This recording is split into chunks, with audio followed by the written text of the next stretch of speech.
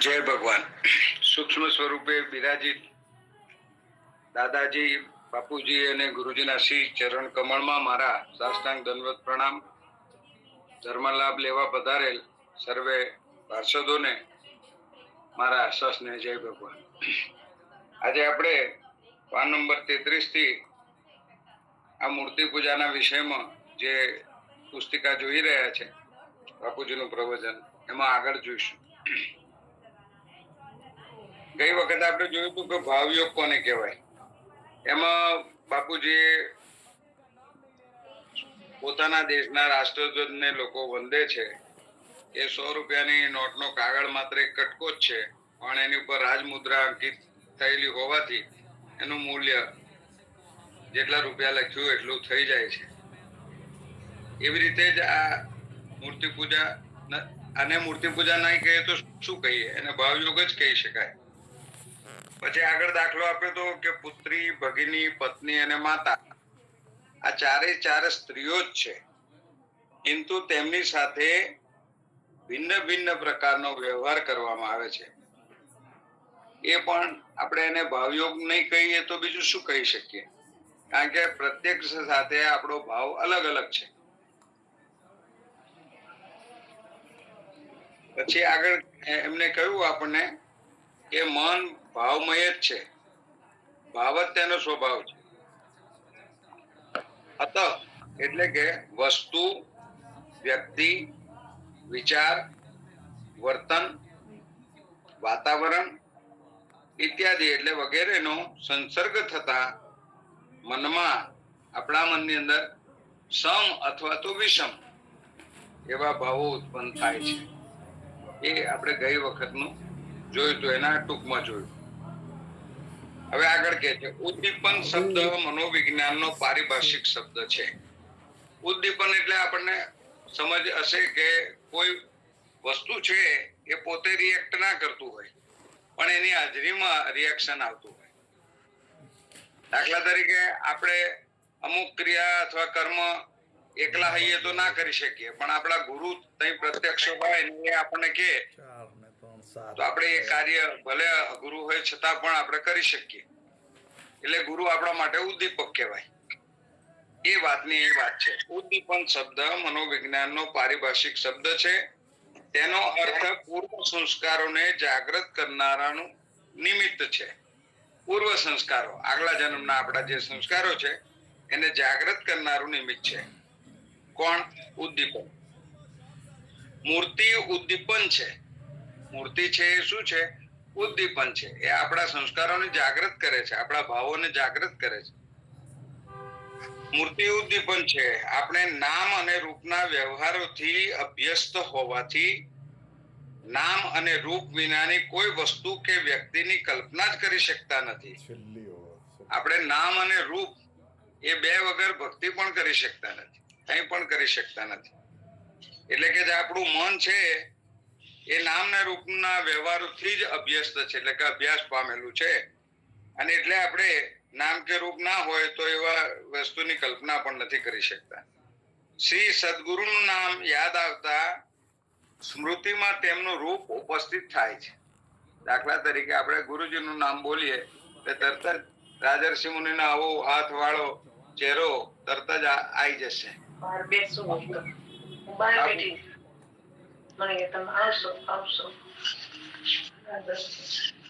કનકસિંહજી ભાઈ છે એમનું ચાલુ છે, જરા બંધ કરી દેશ.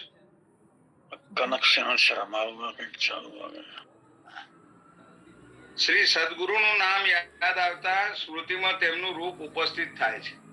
આપણે સદગુરુની કલ્પના કરીએ, હું બાપુજી બોલું એની સાથે મને બાપુજીનું સ્વરૂપ સામે થઈ જાય. લકુલીશ દાદા બોલીએ એટલે લકુલીશ દાદાની, બ્રહ્મેશ્વર દાદાની મૂર્તિ આપણા નજર સમક્ષ આવી જાય છે. એ વાત અહીં કે છે. અને તેમને પ્રત્યક્ષ કે તેમની છબી નિહાળતા તેમનું નામ યાદ આવી જાય છે. કોઈ પણ જગ્યાએ ભલે નામ ના લખ્યું હોય, કોઈ આપણને ફોટો બતાવે કે અમને ઓળખો છો, તરત જ આપણને એમનું નામ યાદ આવી જાય. આમ થયું કે તેમની સાથેનો વ્યવહાર પણ યાદ આવી જાય છે. ખાલી એટલું જ યાદ નથી આવતું, આપણે એમની સાથેનો જે આપણો અનુભવ હોય છે, એમની સાથે ક્યારે મળ્યા હતા, શું કહેતા હતા, ને બધું યાદ આવી જાય પાક્યું. વ્યવહાર પણ યાદ આવી જાય છે. આ રીતે ચિત્ત નિરંતર નામ અને રૂપથી પ્રભાવિત થતું રહે છે. નામ છે, રૂપ છે એટલે એનું નામ છે. દરેકના આપણા ચહેરાનું બધું અલગ છે, એને રૂપ કહીએ, અને પછી એને એક ચોક્કસ ઓળખાણ આપવા માટે આપણે એને નામ આપીએ છીએ.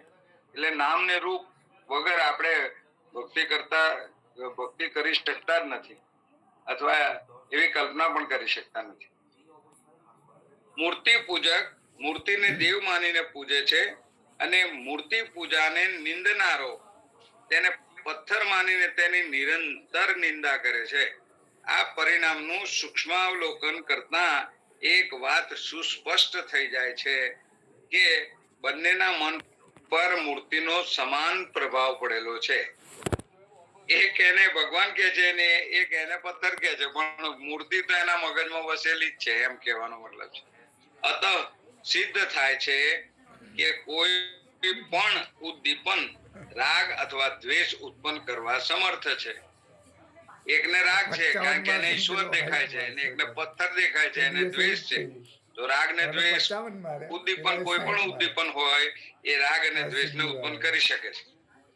ભાવમાં રાગ, જેમાં ભાવ હોય એમાં રાગ, અને કુભાવ હોય એમાં દ્વેષ, અને અભાવમાં તટસ્થતા રહે છે. કોઈ ભગવાનને ના માનતો હોય તો પછી એને મૂર્તિ ભગવાન છે કે નહીં એ વાત રહેતી નથી, તો એ તટસ્થ છે. જે મનુષ્ય ચેતનમાં પણ સદભાવ રાખી શકતો નથી તે જડ મૂર્તિમાં સી રીતે સદભાવ રાખી શકવાનો છે? બાબુજી આ પ્રશ્ન કર્યો. ચેતન તત્વ છે એની અંદર પણ લોકો એકબીજાની સાથે પણ સદભાવ નથી રાખી શકતા, તો જળ ધાતુ કે લાકડાની એવી મૂર્તિ સાથે કેવી રીતે સદભાવ રાખી શકે? વરસાદ પડે ને એટલે ધીમી થઈ જાય. સગુણ અને સાકાર વિશ્વ પ્રત્યક્ષ છે. સગુણ કહીએ એટલે સાકાર, જેનો આકાર છે, એ વિશ્વ પ્રત્યક્ષ છે, એટલે કે આપણે જોઈ શકીએ છીએ, અડી શકીએ છીએ. બરાબર છે. તેથી સકામ સાધક અર્થે સગુણ અને સાકાર ઈશ્વરનું શિક્ષણ મનોવિજ્ઞાનની દ્રષ્ટિએ અધિક ઉપયુક્ત છે. મનોવિજ્ઞાન પણ એ સ્વીકારે છે. આપણે ઘણી વખત કહ્યું છે કે આપણે 1 2 3 4 5 6 લખોટાથી ગણતા હતા, અને એટલે સાકાર દ્વારા આપણે નિરાકારની સાધના કરી, પછી 100 સુધી આવડી ગયું, પછી આપણે કઈ લખોટા ગણતા નથી. બરાબર છે. એટલે એ જ વાત કરે છે કે મનોવિજ્ઞાન પણ એવું સ્વીકારે છે કે સાકાર ઈશ્વરનું શિક્ષણ એ અધિક ઉપયુક્ત છે, એટલે કે યોગ્ય છે. નિર્ગુણ અને નિરાકાર ઈશ્વરનું શિક્ષણ બીજું સોપાન છે. એ બીજું પગથિયું કહેવાય. પહેલું પગથિયું ચડ્યા પછી બીજું પગથિયું આવે. ઉપાસના સાકાર ઈશ્વરની હોય કે નિરાકાર ઈશ્વરની, પરંતુ સાધકના મનમાં તેના દર્શન કે સ્મરણથી સાત્વિક ભાવોનું પ્રગટીકરણ થવું જોઈએ. બાપુજી કહે છે એ તમે સાકારની ઉપાસના કરો કે નિરાકારની ઉપાસના કરો, પણ એને યાદ કરતા, એનું સ્મરણ કરતા કે એના દર્શન કરતા આપણું મન છે એ મન સાત્વિક ભાવોમાં ભળી જવું જોઈએ. એમાં સાત્વિક ભાવ પ્રગટ થવા જોઈએ.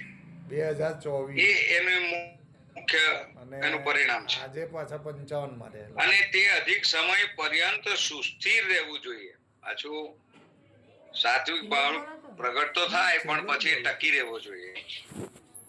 સાકાર ઈશ્વરનું સ્મરણ મૂર્તિ દ્વારા અત્યંત સરળ બની જાય છે. સાકાર ઈશ્વરનું સ્મરણ કરવું હોય, આંખો મીચીને રાજા રણછોડ કી જય તો મન ડાકોર પહોંચી જાય. લકુડીશ ભગવાન કી જય એમ બોલી એટલે સીધું કાયાવરણ પહોંચી જાય. બરાબર છે.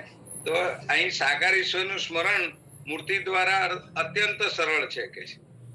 નિરાકાર ઈશ્વરનું કાલ્પનિક સ્મરણ નિરાધાર હોવાથી એને કોઈ આધાર જ નથી. નિરાકાર ઈશ્વરનું કોઈ આકાર જ નથી રાખ્યો, પછી એનું સ્મરણ કેવી રીતે કરવું એમ, એટલે હોવાથી અતિશય કઠિન પ્રતીત થાય છે. નિરાકાર ઈશ્વરનું સ્મરણ કરવું હોય તો આપણે શેનો આધાર લઈએ? એટલે તો આપણી પાસે મૂર્તિ છે તો આપણે મૂર્તિ અથવા એનું સ્વરૂપ એનો આધાર લઈએ છીએ. ચિત્ર હોય કે ફોટો હોય કે જે પણ હોય એનો આપણે જ્યારે નિરાકારમાં તો એવું કોઈ અવલંબન છે જ નહીં. તો એટલે એ નિરાકાર ભક્તિ અતિશય કઠિન પ્રતીત થાય છે. એક ઉત્તમ નાટકનો ગ્રંથ વાંચી જવાથી વાચકના મન પર સામાન્ય પ્રભાવ પડે છે. દાખલા તરીકે કોઈ નાટક આપણે વાંચતા હોય તો એ નિરાકાર થયું, પેલા એની સામાન્ય કલ્પના આવે, પણ ભજવાતું નાટક જોઈએ તો પછી યાદ રહી જાય છે કે નથી રહી જતું, એ કે છે. તો કે છે કે નાટકનો ગ્રંથ વાંચી જવાથી વાચકના મન પર સામાન્ય પ્રભાવ પડે છે, પરંતુ તે જ નાટકને કુશળ અભિનેતાઓ દ્વારા રંગભૂમિ પર પ્રત્યક્ષ ભજવાતું અવલોકવાથી પ્રેક્ષકના મન પર અસામાન્ય પ્રભાવ પડે છે. કોઈ સારો અભિનેતા હોય અને એના આપણે ઘણી વખત સારા ફિલ્મો જોયા હોય તો જે આજે પણ આપણને યાદ આવે છે, એનું કોઈ ગીત વાગતું હોય કે આ વાગતું હોય તો એ બધું આખું ફિલ્મ યાદ આવી જાય છે. કેમ? સાકાર છે એટલે. મૂર્તિ વિનાના પ્રાર્થના મંદિરોમાં અમૂર્ત ઈશ્વરના ઉપાસકો આંખો બંધ કરી ઈશ્વરનું જે સ્મરણ કરે છે તેની અપેક્ષાએ મૂર્તિવાળા મંદિરોમાં મૂર્તિ પૂજકો આંખો ઉઘાડી રાખીને ઈશ્વરનું જે સ્મરણ કરે છે તે અધિક હૃદય સ્પર્શી હોય છે. તો હૃદય શેમાં ડૂબે છે? ઉઘાડી આંખે ઈશ્વરનું દર્શન કરે છે. એમાં આંખો મીચીને જે ઈશ્વરને આપણે જોયા જ નથી એનું સ્મરણ કરવાથી એ સ્મરણ એટલું સારું નથી થઈ શકતું જે મૂર્તિ પૂજકોને થાય છે. વ્યાપક દ્રષ્ટિએ અમૂર્ત પૂજકો એટલે કે જે મૂર્તિને નથી માનતા તે અમૂર્ત પૂજકો પણ મૂર્તિ પૂજકો જ છે. એ ભલે પોતાની જાતને એવું કહેતા હોય કે અમે મૂર્તિને નથી પૂજતા, પણ એ પરોક્ષ રીતે તો મૂર્તિ પૂજક જ ગણાય. કિંતુ તેઓ માત્ર ઈશ્વરની સ્થૂળ મૂર્તિનું અવલંબન લેતા નથી. ઈશ્વરનું માન લો કે કોઈને દર્શન થઈ ગયા તો એ કહેશે કે ભગવાન તે જ સ્વરૂપ છે. તેજ એ પણ આકાર તો થયો ને. તમારી મનની અંદર તો કોઈ એક ફોટો છે ને તેજનો પણ, તો એ મૂર્તિ થઈ કે નહીં થઈ? અહીં એ જ વાત છે કે મૂર્તિ પૂજકો અમૂર્તિ પૂજકો પણ મૂર્તિ પૂજકો જ છે, કિંતુ તેઓ માત્ર ઈશ્વરની સ્થૂળ મૂર્તિનું અવલંબન લેતા નથી. જ્યારે તેઓ ઈશ્વરનું સ્મરણ કરતા હોય છે ત્યારે તેમની કલ્પના ઈશ્વરનું કોઈ ને કોઈ રૂપ તો હોય જ છે. દરેકે પોતાની રીતે પોતાના ઈશ્વર કલ્પ્યા છે, પણ કોઈને કોઈ રૂપ તો એમને કલ્પ્યું જ હશે એમ કે. પરંતુ તે કાલ્પનિક હોવાથી તેમની સ્મૃતિમાં અધિક સમય સુસ્થિર રહી શકતું નથી. એ કાલ્પનિક રૂપ છે એટલે દર વખત નવી કલ્પના આવે ને ભગવાન બદલાઈ જાય, નવા બદલાઈ જાય, એનું નવું સ્વરૂપ દેખાય. જ્યારે આપણે તો મૂર્તિ નક્કી કરી છે એટલે વર્ષોથી એની એ સ્વરૂપ આપણે કલ્પીએ છીએ ને એનું એ સ્વરૂપ જોઈએ છે. એટલે આપણા મનની અંદર, આપણી સ્મૃતિની અંદર ભગવાનનું જે સ્વરૂપ છે એ સુસ્થિર થાય છે. જ્યારે પેલા નિરાકારના જે અમૂર્તિ પૂજકો છે એમનું એ સ્થિર રહી શકતું નથી. આમ ઉદ્દીપનના અભાવને અંગે તેમની આધ્યાત્મિક પ્રગતિ મંદ ગતિથી થાય છે. જે અમૂર્તિ પૂજકો છે અથવા તો જે મૂર્તિને માનતા નથી એ લોકોની આધ્યાત્મિક પ્રગતિ કેવી હોય છે? મંદ હોય છે. મંદ એટલે એકદમ ધીરી, ડમણીયું કે ગાડામાં બેઠા હોય એવી. જ્યારે આપણે સીધા રોકેટમાં બેસી જઈએ છીએ અને આપણે બધે સ્વર્ગની બધી યાત્રાઓ કરી શકીએ છીએ. તેમની આધ્યાત્મિક પ્રગતિ મંદ ગતિથી થાય છે. આપણામાં જેટલા સંતો અને મહાત્માઓ ને મહંતો થઈ ગયા આત્મ સાક્ષાત્કારી, એટલા નામો એ લોકોમાં છે નહીં. જે લોકો મૂર્તિને નથી માનતા એ લોકોમાં એટલા લોકો સિદ્ધ થયેલા જ નથી. બીજા પક્ષમાં ઉદ્દીપનને અંગે મૂર્તિ પૂજકોની આધ્યાત્મિક પ્રગતિ ત્વરિત ગતિથી થાય છે. મૂર્તિ પૂજકોની જે આધ્યાત્મિક પ્રગતિ છે એ ફાસ્ટ છે, ઝડપી છે. મૂર્તિ પૂજકો મૂર્તિને વારંવાર વંદે છે. મૂર્તિ પૂજક પોતાના ભગવાનને વારંવાર વંદન કરે છે, એનું સ્મરણ કરે છે, સ્મરે છે, તેના સમક્ષ સ્વદોષો નિવેદન કરે છે. એ તો એને ભગવાન જ માને છે મૂર્તિને, અને એટલે પોતાના દોષોનું એક કબૂલાતનામું કરે છે એની આગળ ઉભા રહી. હે ભગવાન, મોસમ કોણ કુટિલ ખલકામી. બરાબર છે, સુરદાસ નું છે. તો એની અંદર આપણે મૂર્તિ સમક્ષ આપણા સ્વદોષોનું નિવેદન કરીએ છીએ અને સદગુણોની સંપ્રાપ્તિ અર્થે યથાશક્તિ આયાસો કરીએ છીએ. આપણે સદગુણોને પ્રાપ્ત કરવા માટે ભગવાનની અંદર આપણે એમનું સ્વરૂપ બનાવ્યું છે. સ્વરૂપના ગુણો છે, એ ગુણોને આપણે આપણા જીવનમાં વણવા માટે અથવા એને પ્રાપ્ત કરવા માટે યથાશક્તિ આપણામાં જેટલી શક્તિ છે એ શક્તિ પ્રમાણે આપણે આયાસ એટલે પ્રયાસ કરીએ છીએ. જો આપણે અમૂર્ત પૂજક અને મૂર્તિ પૂજક સમાજનું વિશ્લેષણ કરીશું તો એ સુસ્પષ્ટ થઈ જશે કે અમૂર્ત પૂજકમાં અભિમાન, દંભ, કામ, ક્રોધ, કઠોરતા, નિર્દયતા, પ્રમાદ, દ્વેષ, દુરાગ્રહ ઇત્યાદિ દુર્ગુણો અધિક પ્રમાણમાં અને મૂર્તિ પૂજકોમાં નમ્રતા, સરળતા, સંયમ, શાંતિ, સહિષ્ણુતા, સુકોમલતા, દયાળુતા, અપ્રમાદ, સ્નેહ, સત્યાગ્રહ ઇત્યાદિ સદગુણો અધિક પ્રમાણમાં જોવા મળે છે. તાર્કિક વ્યક્તિ રજોગુણી, ભાવુક વ્યક્તિ સત્વગુણી અને દુરાગ્રહી કર્મઠ વ્યક્તિ તમોગુણી હોય છે. હવે 3 પ્રકારના વ્યક્તિઓ છે એનું અહીં વાત કરે છે કે જે તર્ક ચલાવતો હોય, બહુ જ બુદ્ધિશાળી હોય, એ કેવો હોય તો કે રજોગુણી. ભાવુક વ્યક્તિ હોય એ સત્વગુણી છે, એટલે કે ભક્ત છે એ મોટે ભાગે સત્વગુણી હોય છે. અને દુરાગ્રહી અને કર્મઠ, જેને કાર્ય જ ગમતું હોય, એ વ્યક્તિ તમોગુણી હોય છે.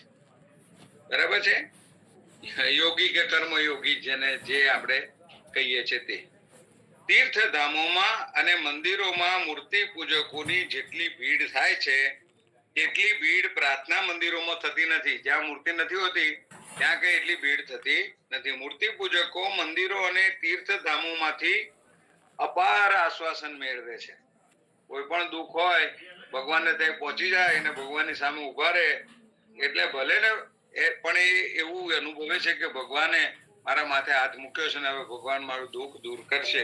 આ રીતે આશ્વાસન મેળવે છે. તેની અપેક્ષાએ અમૂર્તિ પૂજકો પોતાના ઉપાય દ્વારા તેટલું આશ્વાસન મેળવી શકતા નથી. મૂર્તિનો આ વધારાનો ફાયદો છે, લાભ છે. કુતર્ક કુબુદ્ધિજન્ય અને સુતર્ક સુબુદ્ધિજન્ય હોય છે. તેથી કુતર્કમાં શંકા અને સુતર્કમાં સમાધાન હોય છે.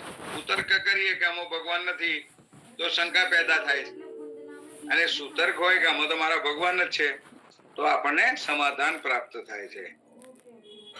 શ્રદ્ધા સુતર્કની દિશામાં ગતિ કરતી હોવાથી તે એકાદ ઠોકર ખાધા પછી સન્માર્ગે ચડી જાય છે. શ્રદ્ધા છે કદાચ અવળે માર્ગે જતી રહે પણ એક ઠોકર વાગે એટલે પાછી સવળા માર્ગે ચાલવા લાગે છે, કારણ કે એ સુતર્ક છે એમાં. અને કુતર્ક એ કેવું છે, દુરાગ્રહી છે. એટલે અસંખ્ય ઠોકરો ખાવા છતાં પણ સન્માર્ગ પકડાતો નથી. તેનું અહમ રાવણ તુલ્ય હોય છે. અરે હા ભાઈ, જે નિરાકારને માનનારા છે એ કુતર્કી મોટે ભાગે હોય છે ને, એટલે કુતર્કી હોવાને કારણે એનું અહમ વધતું જાય છે, ને અહમ વધતું જાય છે એટલે કોના જેવી ગતિ થાય છે? ભક્ત તો છે પણ રાવણ જેવી ગતિ એને થાય કહી દે પેલો 84 વાળો નંબર મૂર્તિ નહીં ચાલતો પ્રભુનું પ્રતીક છે. તે માત્ર પથ્થર, એટલે નહીં ધાતુ, આવતો. મૃતિકા એટલે કે માટી કે કાગળ છે એવું માની તેની ઉપેક્ષા કરવી અઘટિત છે. આધુનિક શિક્ષણ શાસ્ત્રને પણ હવે અનુભવે આ અતિ પ્રાચીન સિદ્ધાંતને અપનાવવો પડ્યો છે. તેને કહેવું પડ્યું છે કે વિદ્યાર્થીઓને પ્રત્યક્ષ બોધ થાય એવી યોજના ઘડવાથી તેના સ્મૃતિપટ પર દ્રઢ સંસ્કારો અંકિત થાય છે. એટલે અત્યારે તમે જુઓ કે કોમ્પ્યુટર શિક્ષણ આવી ગયું, દ્રશ્ય અને શ્રાવ્ય.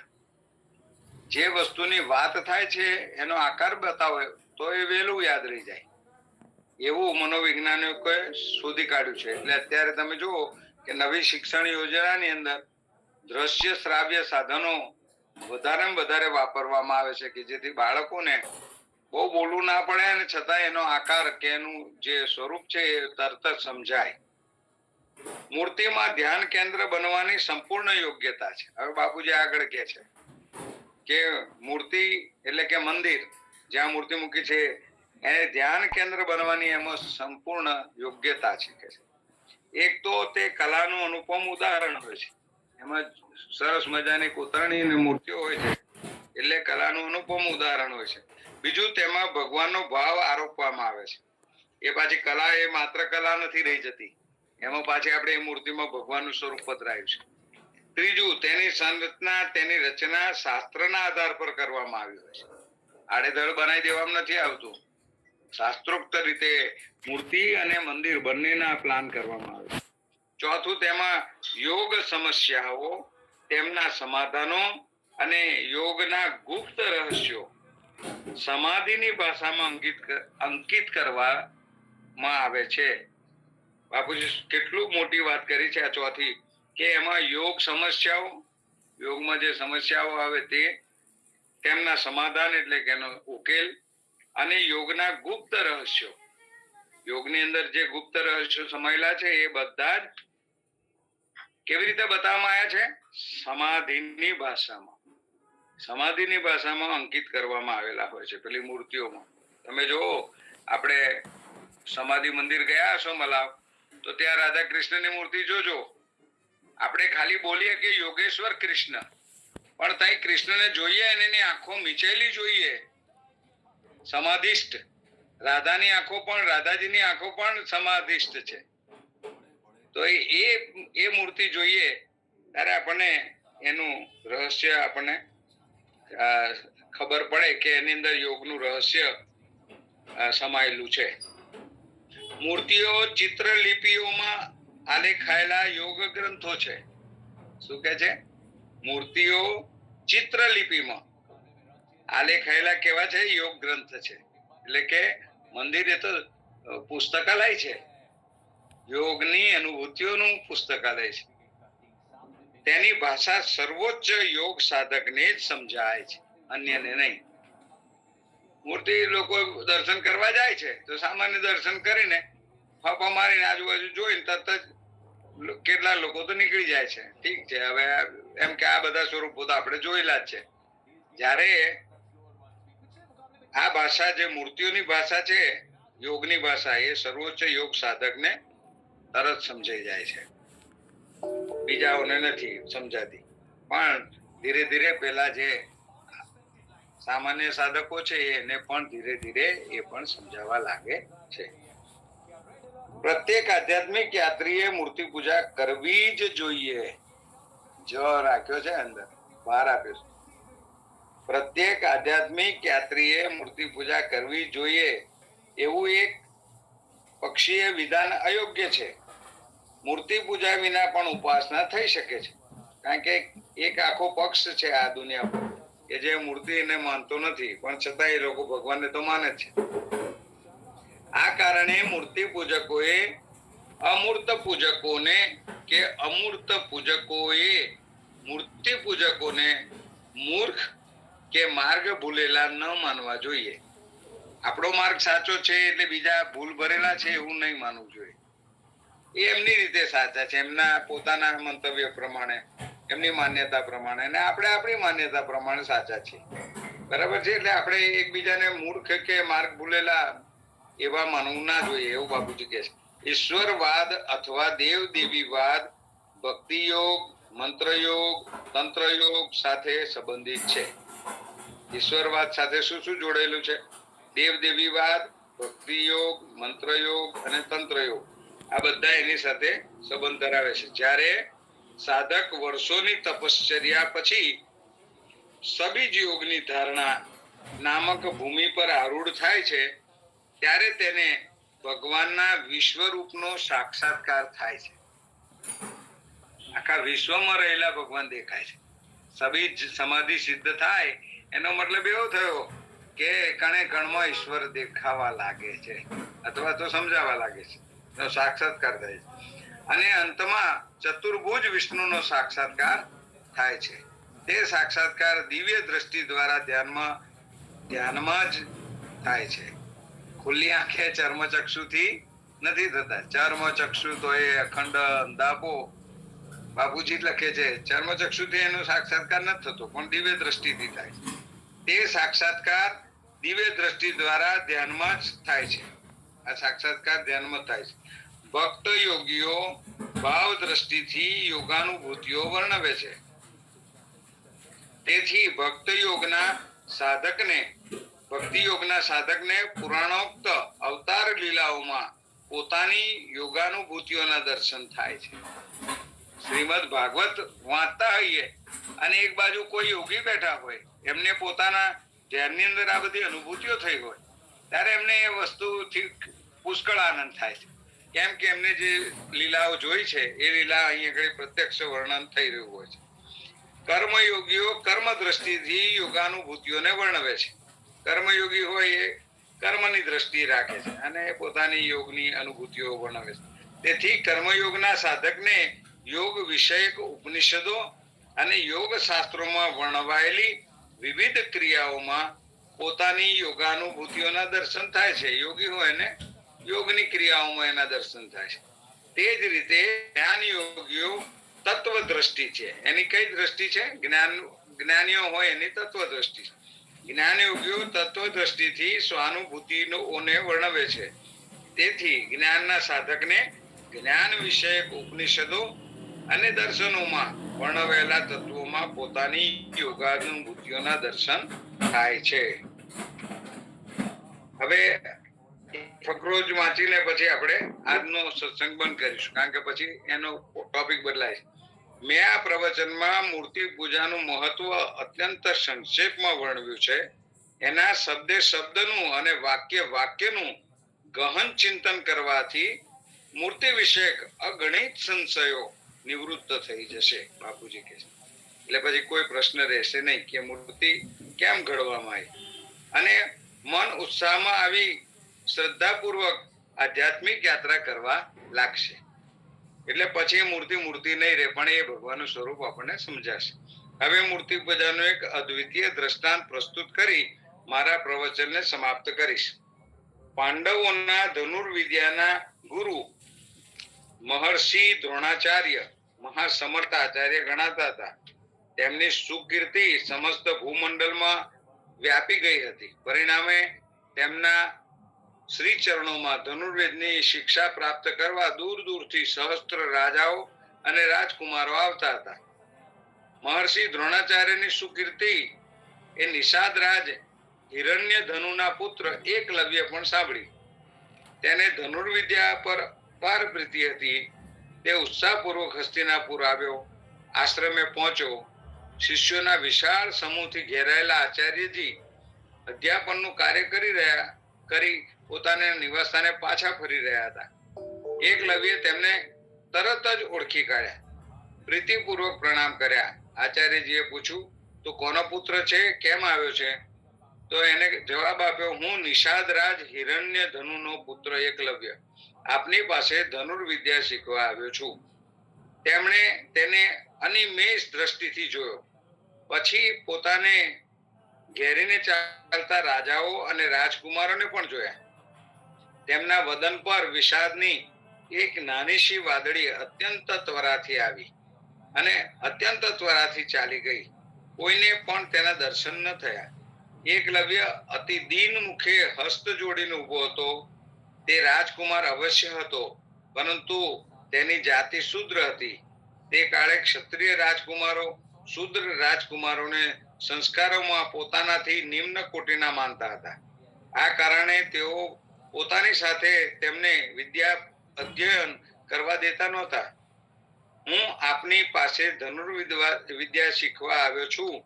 એકલવ્યનું આ વાક્ય સઘળા રાજકુમારોએ પણ સાંભળ્યું છે. તેમના કર્ણો મહર્ષિજીનો ઉત્તર સાંભળવા આતુર બની ગયા હતા. આચાર્યજીએ વાત્સલ્ય ભર્યા સ્વરે પ્રત્યુત્તર આપ્યો. અને એકલવ્યને શું કહે છે? વત્સ કે દીકરા, જલથી ભરેલી સરિતા તુષાતુરને કદાપી નિરાશ કરતી નથી. તેમ જ્ઞાન નિધિ ઉદાર આચાર્ય પણ ઉત્સુક વિદ્યાર્થીઓને કદાપી નિરાશ કરતા નથી. હું પણ આચાર્ય જ છું, પરંતુ બંધનયુક્ત છું, મુક્ત નથી, કારણ કે હું વૈતનિક આચાર્ય છું. હું પગાર લઉં છું. કે કેવળ ક્ષત્રિય રાજા તથા રાજકુમારોની શિક્ષા અર્થે નિયુક્ત થયેલો છું. વર્ણ ભેદને અંગે હું તને ધનુર્વિદ્યા નહીં શીખવાડી શકું. ક્ષત્રિય રાજકુમારોને આચાર્યશ્રીનો આ પ્રત્યુત્તર ગમ્યો. તેમને સંતોષ અભિવ્યક્ત કર્યો. પેલા રાજકુમારોએ, ક્ષત્રિય હતા તેમને. ક્યારેક સમાજ મર્યાદા મહાપુરુષોના રાજમાર્ગની અભેદ દિવાલ બની જાય છે. એકલવ્ય શ્યામ મુખ પર મૃત્યુની ભયંકર વેદના અંકિત થઈ ગઈ. તે ધનુર્વિદ્યા શીખવા અર્થે કેટલા બધા ઉત્સાહથી આવ્યો હતો. શું શૂદ્ર જાતિમાં જન્મવું એ અપરાધ છે? આચાર્યશ્રીને તેની મનોવ્યથા સ્પર્શી ગઈ.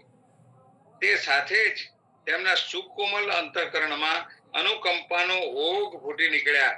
તે બોલ્યા, બસ, હું તને શું આશીર્વાદ આપું છું. શ્રેષ્ઠ ધનુર્ધર થજે. તું શ્રેષ્ઠ ધનુર્ધર થજે. એકલવ્યના નિષ્પ્રાણ શરીરમાં પુનઃ ચેતના આવી. તેના મુખ પર સ્વર્ગીય આનંદની અનુપમ આભા અંકિત થઈ ગઈ. તેને નીચા નમી શ્રી ગુરુચરણનો સ્પર્શ કર્યો અને આંસુભરી આંખે કૃતજ્ઞતા પ્રગટ કરતા નિવેદન કર્યું, ગુરુદેવ, આપનો સર્વત્ર જય જયકાર હો. આપે આજે આ દિન પર પરમ અનુગ્રહ કર્યો છે. આપના અમોઘ આશીર્વાદ જ મારું જીવન ધન છે. આપે મને જે આપ્યું છે તેની ઈર્ષા અખિલ વિશ્વના ધનુર્ધરો કરશે. તમે મને જે આપી દીધું છે, જે આશીર્વાદ કે શ્રેષ્ઠ ધનુર્ધર થજે, બસ એની લોકો ઈર્ષા કરશે. સમીપ ઉભેલા રાજા અને રાજકુમારોને એકલવ્યનું અંતિમ વાક્ય ન રૂચ્યું. તેમને નિષાદ કુમાર તરંગી અને ઘમંડી જણાવ્યો. આચાર્યજી તેનો મનોભાવ જાણી અતિ ગંભીર બની ગયા. તેમને આશીર્વાદને ઈશ્વરનું વરદાન માનનારા આ શ્રદ્ધાળુ નિષાદ કુમારમાં વિલક્ષણ પ્રતિભાના દર્શન કર્યા. આ પાછું આગળ થોડું લાંબુ છે, તો આજે આપણે અહીં પૂરું કરીએ છીએ. નહીં તો 2-4 ફકરા પાછા વધી જશે. સદગુરુ દેવ કી જય. જય ભગવાન. ખૂબ સરસ મૂર્તિ પૂજામાં. ભક્ત બનવું હોય તો મૂર્તિ પૂજા કરવી પડે, ને જ્ઞાની બનવું હોય તો બાપુજીએ કીધું ને કે ભક્ત, હું છણાવટ કરી દીધી કે ભક્ત બનવું હોય તો મૂર્તિ પૂજા કરવાની. કારણ કે મૂર્તિના અવલંબન વગર ભક્તિ ન થાય. સરસ રસપ્રદ વાતો બાપુજીએ ખૂબ જ જાણવા જેવી અને જીવનમાં ઉતારવા જેવી વાતો કરી છે. ખૂબ ખૂબ આભાર રાજેશભાઈ. જય ભગવાન. શ્રી સદગુરુદેવ કી